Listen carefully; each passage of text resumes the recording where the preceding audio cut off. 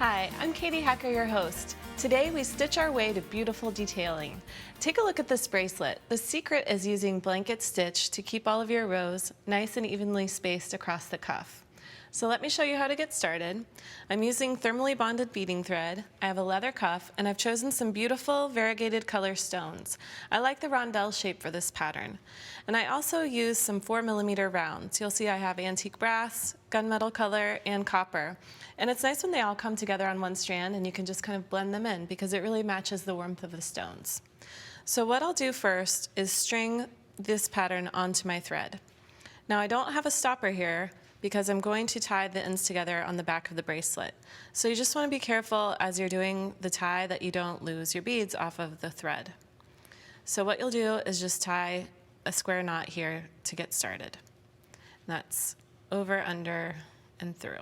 And then we'll do it in the other direction so that we can anchor the thread onto the cuff. And the beginning part of this stitch is probably the hardest part because once you get going with the pattern, it really does kind of stitch itself. So now I have a beading needle, and I'm going to pass through my beads one more time so that they're very well secured onto the cuff. And every time you go through the beads, you're going to do it twice. So you do want to be mindful and choose beads that can accommodate 2 passes of your needle and thread. All right, so we've got this strand attached to the bracelet.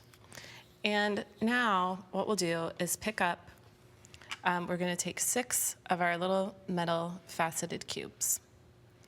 So this could be any type of bead here. 4mm and 3mm beads work really well. And what you'll do is bring them down your thread, and without catching it here, we're just going to string it again to the back of the bracelet. So we'll just whip this thread right around and go through the row. Our next row is when the actual blanket stitch will begin. So bring your needle all the way through the row. Pull your thread. Now, I'm using a shorter piece than I would ordinarily use for this project. You're going to want about 3 yards of thread. Now, when you go around the back side of the bracelet, this is where you pick up your blanket stitch. So see how I have a little loop of thread right here? I'm just going to catch that with my needle and then do the next row. So catch the threads and then go to the next row, like that. And this type of stitch is helpful because it does really anchor your beads into place. This movement here is happening because I really need to tie this in a tight knot and add a drop of glue. Okay, so for the next pass, you're going to pick up your beading pattern again, only this time I'm going to reverse it. So I have antique brass, hematite, and then copper. This time I'll take hematite and a jasper rondelle. You could use quartzite, you could use glass rondelles, you could use anything here. It would be just as pretty. Then pass through your copper, take another rondelle and another metal bead. And this time I'll pick up antique brass and I'll whip around the bracelet like this, and then through my strand again. And then on my next pass is when I'll catch this loop with my blanket stitch.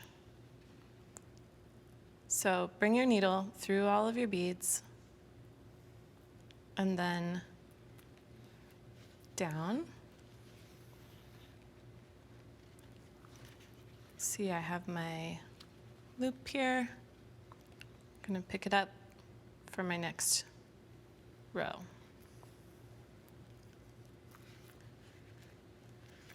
So this is how you start your blanket stitch.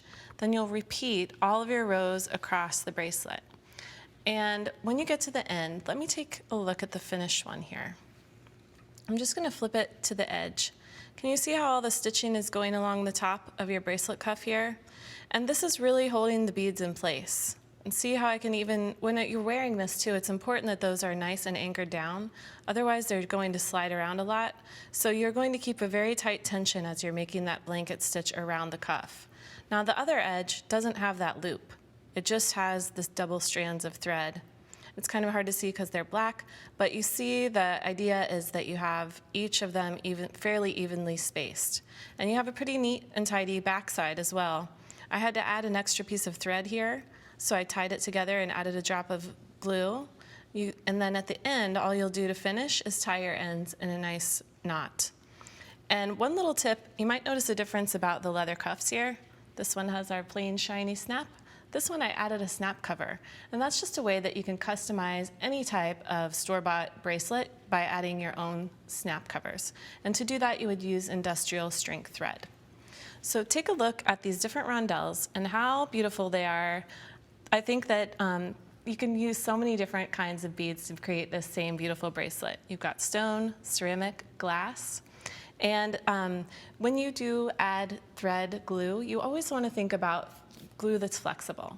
So choose a glue that is especially made for jewelry and make sure that it's flexible enough, especially when you're working with leather, because you're going to be wearing this a lot and taking it on and off. That glue has to be secure but flexible enough to withstand the push and pull of taking the bracelet on and off. And one more tip about beading thread too is using that thermally bonded beading thread, especially for a bracelet like this where you're passing through your beads more than once. It isn't able to be pierced with a needle.